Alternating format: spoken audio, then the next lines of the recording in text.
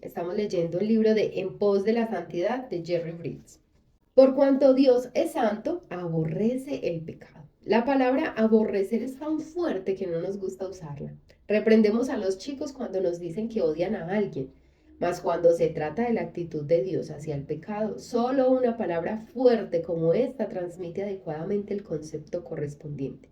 Refiriéndose a diversos pecados de Israel, Dios dice, porque todas estas son cosas que aborrezco. Eso lo dice Zacarías 8:17. El odio o aborrecimiento es una emoción legítima cuando se refiere al pecado. De hecho, cuanto más santos nos volvemos, tanto más aborrecemos el pecado, ¿cierto? En la medida que más nos acercamos al Señor, que tenemos una comunión con el Señor, más aborrecemos el pecado. David dijo, de tus mandamientos he adquirido inteligencia, por tanto he aborrecido todo camino de mentira. Y qué hermoso para llegar a ese nivel. Qué rico llegar a ese nivel donde uno puede decir, Señor, he amado tu palabra, tú me has hecho inteligente. Miren lo que dice. De tus mandamientos he adquirido inteligencia. Es decir, que somos inteligentes cuando aborrecemos el pecado, cuando aborrecemos una vida que no agrada al Señor. Eso es muy hermoso. Entonces, qué rico llegar al nivel de David. De tus mandamientos he adquirido inteligencia. Por tanto, he aborrecido todo camino de mentira, todo camino de engaño, todo camino que me aparte del Señor. Ahora bien, si esto es cierto en cuanto a un hombre, ¿cuánto más referente a Dios, cierto? Si un hombre como David, que también pecó, que se equivocó, dijo, Señor, tus caminos, tu palabra, el estar en tu presencia, me ha dado inteligencia y yo ya aborrezco el pecado, aborrezco el camino de mentira. ¿Cuánto más aborrecerá al Señor si es perfecto? Al ir inquiriendo mayor santidad, va aumentando nuestro aborrecimiento hacia el pecado. Y Dios, que es infinitamente santo, siente un aborrecimiento infinito hacia el pecado. Con frecuencia decimos que Dios odia el pecado, pero ama al pecador. Esta es una bendita verdad. Pero con harta frecuencia recitamos rápidamente la primera parte para llegar a la segunda. No podemos eludir el hecho de que Dios aborrece nuestro pecado. Podemos tomar livianamente la cuestión de nuestro pecado o justificarlos, pero Dios los aborrece, ¿cierto? Muchas veces, como hemos dicho estos días, pecamos y justificamos, pero es que él me la voló, es que claro, yo reaccioné así porque esta persona actúa así. Los justificamos, sea como sea, Dios los aborrece. Por consiguiente, cada vez que pecamos, hacemos algo que Dios aborrece. Aborrece nuestros pensamientos lujuriosos, las conversaciones lujuriosas, Dios las aborrece, eso entristece el corazón de Dios. Nuestro orgullo, cuando somos orgullosos, vanidosos, cuando nos sentimos más que otra persona. Y nuestros celos, celos ministeriales, celos con la pareja, celos en el trabajo, celos en la familia. Dios aborrece esos celos. Dios no se agrada de eso. Porque ¿qué fue lo que sintió Satanás para primeramente cuando pecó contra el Señor? Celos, ¿cierto? Envidia. Ay, mira, es que todos lo adoran. Ay, es que todos lo alaban. Eso fue lo que sintió. Nuestros desplantes temperamentales, esas actitudes que todavía tenemos, que nos enojamos tan horrible y nos salimos de casillas. Y lo peor muchas veces que nos saliéramos de casillas con nosotros, ¿cierto? Que la embarráramos solo con nosotros, pero la cosa es que afectamos a otros, herimos a otros, ofendemos a otros, dañamos relaciones. Y el razonamiento falso de que el fin justifica los medios. Ay, pero yo hice esto porque es que no había de otro. Entonces, el fin no justifica los medios. ¿Se acuerdan de Saúl ayer? Él pudo haber dicho, pero es que el fin justifica los medios. Pues es que el fin es tan importante, ganar esta batalla es tan importante que justifica que yo me adelante, aunque Samuel no haya llegado y haga el sacrificio. Tiene que hacerse carne en nosotros el hecho de que Dios aborrece todas estas cosas. Nos acostumbramos tanto a nuestros pecados que a veces caemos en un estado de coexistencia pacífica con ellos. Pero Dios no deja de aborrecerlos jamás. Ay, muchachas, miren. Esto me impactó mucho, yo se los voy a volver a leer. Nos acostumbramos tanto a nuestros pecados que a veces caemos en un estado de coexistencia pacífica con ellos, pero Dios no deja de aborrecerlos jamás. Y busqué el significado de coexistencia. Pues yo sí tenía como una idea de qué era eso, pero yo dije, esta palabra sí, Ahí vamos a ver qué es lo que quiere decir. Miren qué cosa tan tremenda significa la coexistencia.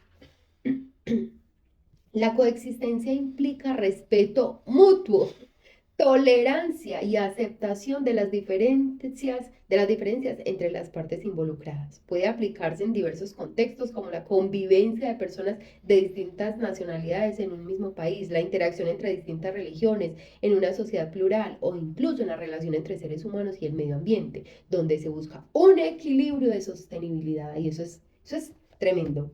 Tremendo ese significado, porque ¿saben qué quiere decir? Cuando el escritor dice que a veces caemos en un estado de coexistencia pacífica con el pecado, quiere decir que como que nos la llevamos bien. Miren lo que dice, es una relación, es poder habitar, ¿cierto? Con alguien de una diferente cultura a la mía, en un contexto diferente al mío, en un país, incluso es interacción con personas de otra religión, de otra cultura o con el mismo medio ambiente, con otros seres humanos, pero de forma pacífica, con respeto mutuo. Llegar a ese punto con el pecado nosotros, muchachas. Nosotros llegar a ese nivel con el pecado, en que nos acostumbramos, en que nos llevémosla bien, ¿sí o no? Vamos bien, vamos de la mano, coexistimos y no hay problema. No, no, no, a ese nivel no podemos llegar. El pecado nos debe estorbar. El pecado debemos aborrecerlo, porque dice la Biblia que nosotros debemos amar lo que Dios ama y aborrecer lo que Él aborrece. Entonces, si Él aborrece el pecado, nosotros vamos a aborrecer el pecado. Entonces, si mi hijo está haciendo algo impropio, yo voy a ir a atacarlo y a dañarlo porque él está haciendo algo malo. No, no se refiere a que yo voy a aborrecer a esa persona, ni a atacarla, ni a dañarla, ni a tratarla mal porque está en pecado. Yo voy a orar por ella, si es mi hijo, yo tengo toda la autoridad para decirle, hijo, la palabra de Dios dice esto, Dios se duele con lo que tú estás haciendo, Dios aborrece eso, ¿cierto? Con amor, con cariño, pero nosotras en nuestra vida debemos aborrecer eso, debemos aborrecer ese pecado y no podemos aprender a vivir con él. Tenemos que cultivar en nuestro propio corazón ese mismo aborrecimiento hacia el pecado que tiene Dios. El aborrecimiento al pecado como tal, no simplemente como algo que nos molesta o nos vence, sino como algo que desagrada a Dios. Esta es la base misma de toda santidad verdadera. Tenemos que cultivar la actitud de José, que cuando fue tentado dijo en Génesis 39:9, ¿cómo pues haría yo este grande mal y pecaría contra Dios? Miren que José no dijo, ay, no, no, no, no, yo no voy a pecar porque es que yo soy un hombre santo, yo soy un hombre santo, ¿cómo le ocurre? Yo no puedo pecar con usted. No, el que dijo, yo cómo haría este grande mal contra mi Señor, yo cómo pecaría contra Dios. Yo estoy segura, muy, muy segura que José se sintió tentado. Él vio a esa mujer y quizás él era un hombre y la mujer dice la Biblia que era una mujer hermosa. Lo sedujo y claro, pero ¿qué sintió él en su corazón? El deseo profundo de agradar a Dios. Entonces, ¿qué hizo? Huyó.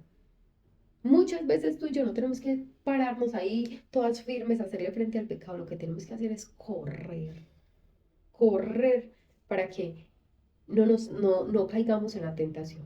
Dios aborrece el pecado donde quiera que lo encuentre, tanto en el santo como en el pecador por igual. Dios no aborrece el pecado en unas personas para ignorarlo en otras. No es como que, ay, sí, yo creo en Dios entonces, y yo estoy siguiendo a Dios, entonces mi pecado, él lo ve como no, que pecado no, no, no hay problema. No, no lo ve, lo pasa de largo, no. Lo ve tanto en mí como en el que no es creyente. Para Dios el pecado es igual, para ignorarlo en otras. Juzga las obras de cada cual imparcialmente. Miren lo que dice Primera de Pedro 1:17. Si invocáis por Padre a aquel que sin acepción de personas juzga según la obra de cada uno, conducíos en temor todo el tiempo de vuestra peregrinación. ¿Qué dice? Que no hace acepción de personas para juzgar el pecado. El pecado de todos los juzga, de la misma forma. Pecado del que yo no me arrepiento es pecado que no puede ser perdonado, ¿cierto? Miren, he ahí la importancia de nosotros haber aceptado al Señor Jesús y aceptar su sacrificio en la cruz. Porque recuerden que cuando nosotros nos arrepentimos de nuestro pecado, ¿qué hace Dios con el pecado? Lo hemos dicho aquí, lo tira a lo profundo del amor. Ya no se acuerda. Entonces yo no quiero que te acuerdes más. Si tú ya te diste perdón de tus pecados pasados, si tú anoche, esta mañana, Señor, perdóname. Señor, yo hice esto mal. Yo no quiero que te me acuerdes más de esos pecados. Olvida eso. Y cada vez que venga el enemigo a acusarte, ay, pues usted se acuerda qué hizo en el 2021, te le va a decir, no, no, no, ya no me puedes acusar por eso. Ya el Señor me perdonó, ya el Señor me limpió con su sangre. Entonces tú y yo no vamos a cargar más esa culpa ni riesgos. Pero de aquí en adelante vamos a tropezar. Yo quiero decirte, lo vamos a tropezar. Vamos a tropezar porque somos seres humanos. Entonces lo que vamos a hacer cuando tropecemos es pedirle perdón al Señor. Es decirle al Señor, Señor, perdóname, límpiame. Yo, Señor, de verdad reconozco mi error, pero yo quiero vivir para ti. ¿Sí? Entonces, pero miren qué importante lo que dice Pedro. No es que el Señor haga excepción de personas. Acepción de personas. A uno les contempla el pecado, se los considera, les tiene más compasión que a otros, no, por igual. Más todavía, los ejemplos bíblicos indican que es posible que Dios juzgue los pecados de los santos con más severidad que los del mundo, porque ellos no tienen la luz que nosotros ahora tenemos, ¿cierto? Por ejemplo, para las personas del mundo no ha sido normal vivir en unión libre, para ellos se ha vuelto algo normal y quizás no tienen el conocimiento que nosotros ahora tenemos. Para nosotros no sabemos que Dios se complace en que las personas, un hombre y una mujer se casen, formen una familia. Entonces, claro, Dios nos va a juzgar con más severidad a nosotros. O los pecados, por ejemplo, para la gente se volvió normal, la pornografía, pero ya nosotros sabemos que a Dios no le agrada. Con más severidad nos va a decir, pero ven, ¿por qué hiciste eso? ¿Cierto? Si no nos arrepentimos de ese pecado, recuerda, si no nos hemos arrepentido de ese pecado. David fue un varón conforme al corazón de Dios. ¿Qué dice Hechos 13:22, mi amor? Por favor. Después de destruir a éste, te levantó por rey a David, de quien dio también testimonio diciendo: He hallado a David hijo de Isaí, varón conforme a mi corazón, quien hará todo lo que yo quiero. Y no obstante, después de su pecado contra Urías, le fue dicho, por lo cual ahora no se apartará jamás de tu casa la espada. En 2 Samuel 12:10, el Señor le dijo a David, David, tú pecaste, yo te amo. Y miren, no le quitó la vida para mandarlo, ese fue el chico que le dio a David para mandarlo al infierno. No, ese no es el Dios que tenemos. No, así no es nuestro Dios. No es el Dios que manda a todo el mundo al infierno. No. Cada uno escoge su camino. Hay dos caminos, el ancho y el angosto. Recuerden que una vez Diana nos habló de eso. Y tú y yo escogemos el camino. Ay, y él se escogió el ancho un tiempo. Pero Yeltsin se arrepintió y dijo, ay Señor, y me devuelvo. Recuerden que ¿qué es el arrepentimiento? Es volverme, ¿cierto? Es volverme de mi mal camino. Es que yo miro por dónde voy y digo, ay Señor, yo voy mal. Este no es el camino. Y esa obra la hace el Espíritu Santo. Cada uno permite que el Espíritu Santo obre en su corazón. Y me devuelvo y me meto otra vez al camino estrecho. Ya vuelvo a caminar por el camino estrecho. El Señor tan hermoso dijo, David, tú pecaste. Y yo no te puedo dejar sin castigo porque el Padre que ama disciplina. El Padre que ama disciplina. Entonces yo no te puedo dejar sin castigo, David. La espada no se apartará de tu casa. Y la vida de David, sus hijos, fue difícil, fue difícil. Moisés, por un solo acto de incredulidad, fue excluido de la tierra de Canaán. Él le dijo, háblale a la roca. Y él fue y le dio unos cuantos varazos a esa roca. Moisés podría haber dicho, pero Señor, usted es muy injusto. Usted no ve que es que este pueblo me llevó hasta el límite, quejándose que no había agua, que no había comida en el desierto. Ellos fueron los que me llevaron a eso. Yo hice eso por culpa de ellos. No se justificó. No se justificó. Y el Señor dijo, yo no te puedo dejar sin disciplina, Moisés. Entonces no entró a la tierra prometida, la vio de lejos. Pero no se perdió. Ah, entonces Moisés se fue para el infierno. No, no. Es más, el Señor le dijo, véngase para acá, para este montecito. Y se lo llevó, nunca se encontró el cuerpo de Moisés. Esto es una cosa muy hermosa. El mismo Señor se lo llevó. Pero ¿qué hizo? Tuvo su disciplina. Tú y yo vamos a cometer pecados y van a tener consecuencias.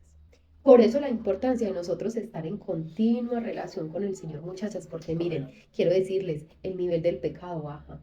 La relación con Dios hace eso, te perfecciona, te va transformando, te va cambiando al punto de que tú dices, ay, qué cambios, qué cambios. Muchas veces no se imaginan el temperamento que yo tenía. Ustedes no se imaginan la persona que yo era hace unos años y el Señor ha ido transformando y yo estoy segura que tú puedes testificar lo mismo. Si tú te has entregado al Señor, tú puedes decir lo mismo. Ya no pecamos al mismo nivel, pecamos, sí. Y Él sí se enoja a veces y la embarra, sí. Ya él a veces todavía tropieza, sí, pero no al mismo nivel.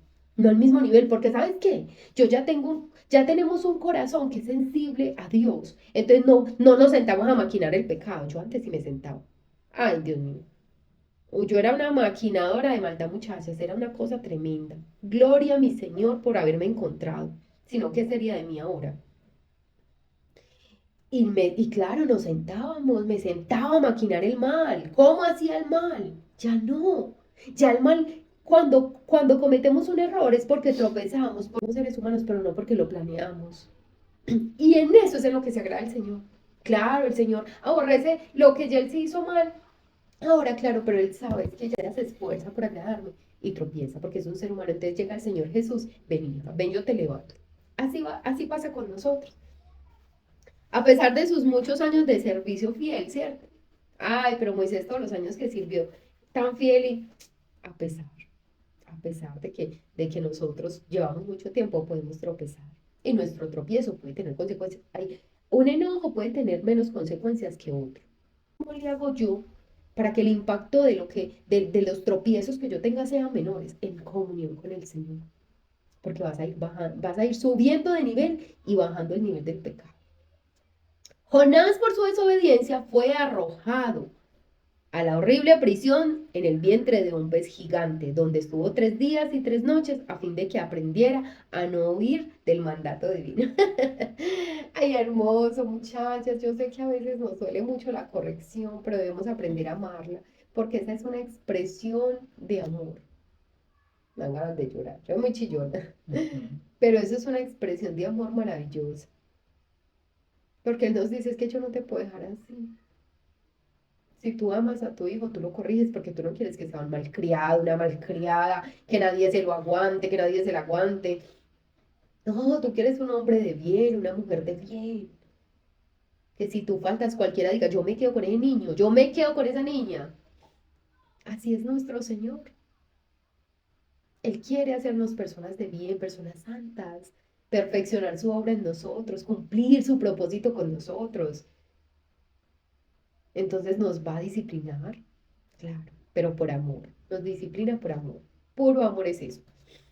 Debido al carácter engañoso de nuestro corazón, algunas veces jugamos con la tentación, abrigando la idea de que siempre es posible confesar y pedir perdón posteriormente. Ay, yo quiero decirte, mira, hay algo que es muy grave, y es una frase que se usa mucho, al que peca y reza empata. Cuidado con eso, no es un juego, muchachos.